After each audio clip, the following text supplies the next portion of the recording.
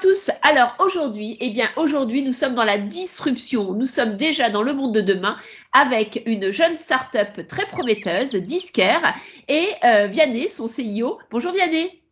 Bonjour Cécile.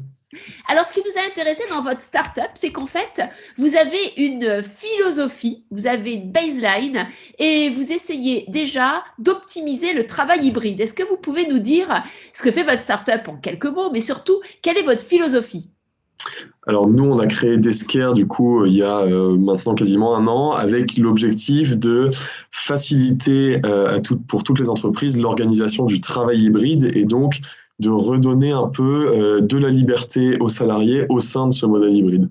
Donc on s'est rendu compte que la liberté, la recherche de flexibilité était vraiment un des leitmotifs des salariés aujourd'hui, d'autant plus après le passage au télétravail post-Covid.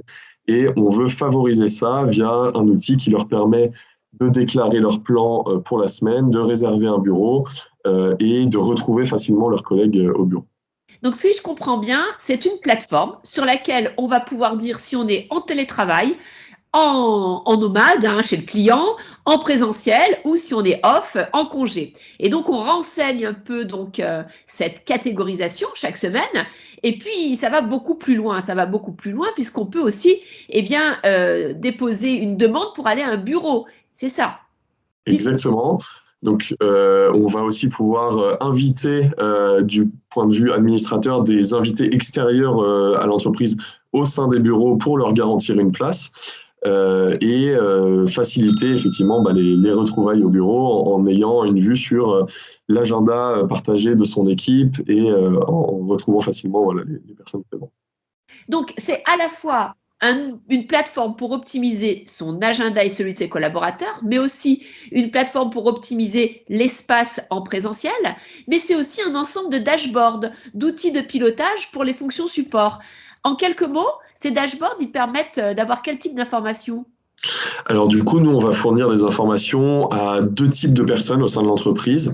Les ressources humaines d'un côté et tout ce qui est workplace management, donc management des espaces de travail, pour leur donner des clés de compréhension et de décision, à la fois sur deux aspects, donc comment les bureaux sont utilisés, à quel point on est en surtension ou sous-tension sur ces espaces du fait du travail hybride, et comment les équipes fréquentent ce bureau, comment en fait elles utilisent la politique de télétravail qui est définie par l'entreprise pour intégrer le facteur humain dans la gestion de ce travail hybride. Et donc on propose ces données-là aux décideurs pour qu'ensuite ils puissent prendre des décisions plus éclairées en termes d'occupation des espaces, de présence des équipes, etc. Et est-ce que vous avez un système d'IA qui permettrait d'avoir des notifications en disant, ben voilà, il y a 80% de l'équipe qui est là à tel jour, à telle heure, c'est le bon moment pour faire la bonne réunion d'équipe, donc pourquoi pas prendre ce créneau? C'est effectivement quelque chose qui est sur notre route de notre roadmap de développement.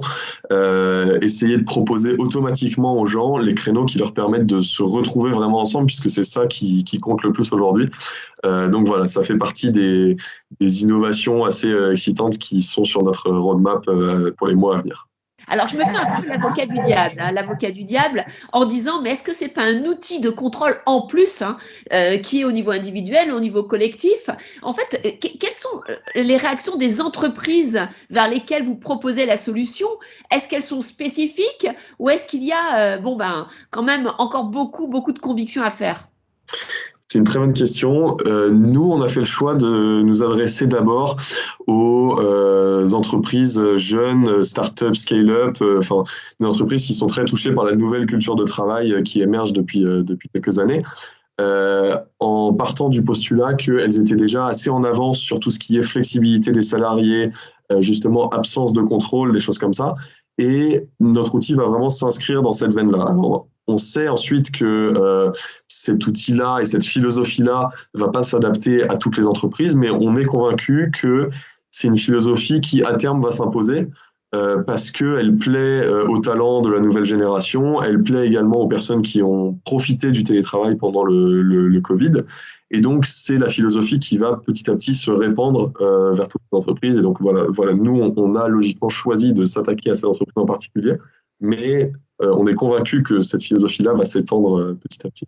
Merci beaucoup, Vianney. Merci pour cette très belle présentation de l'entreprise Desker, qui est une entreprise nouvelle génération. Donc, on retiendra au moins 3 idées. La première idée, c'est que, eh bien, il y a des outils qui sont nés avec la période du confinement, avec ce nouveau normal. Et ici, cette start-up est un outil qui est né de ces nouveaux besoins. Donc, c'est important de les comprendre, de les connaître et de les suivre. La deuxième idée, c'est que au-delà, bien sûr, des outils d'administration, des bureaux ou des agendas, c'est un outil aussi collectif pour bien vérifier en fait l'efficacité de la présence des personnes au bureau et puis en même temps l'efficacité aussi des temps de télétravail ou des temps de présentiel. Donc c'est au-delà, c'est à la fois un outil individuel et un outil collectif. Mais la dernière idée, moi, qui m'intéresse et sur laquelle je trouve que c'est très innovant, c'est que vous savez tous qu'on a des problèmes de recrutement, d'attraction des talents. Et nos talents, nos jeunes talents, ils veulent bien travailler différemment. Et là, nous avons une start-up qui a vraiment compris la philosophie des nouveaux talents et elle adresse des solutions pour ces entreprises qui proposent des types donc de travail pour cette nouvelle génération. Donc vous, entreprise plus classique, entreprise plus établie, si vous n'arrivez pas à prendre en compte cette nouvelle philosophie, je pense qu'il peut y avoir du problème pour attirer ces talents. Donc on médite, on médite. Merci à tous, au revoir. Au revoir.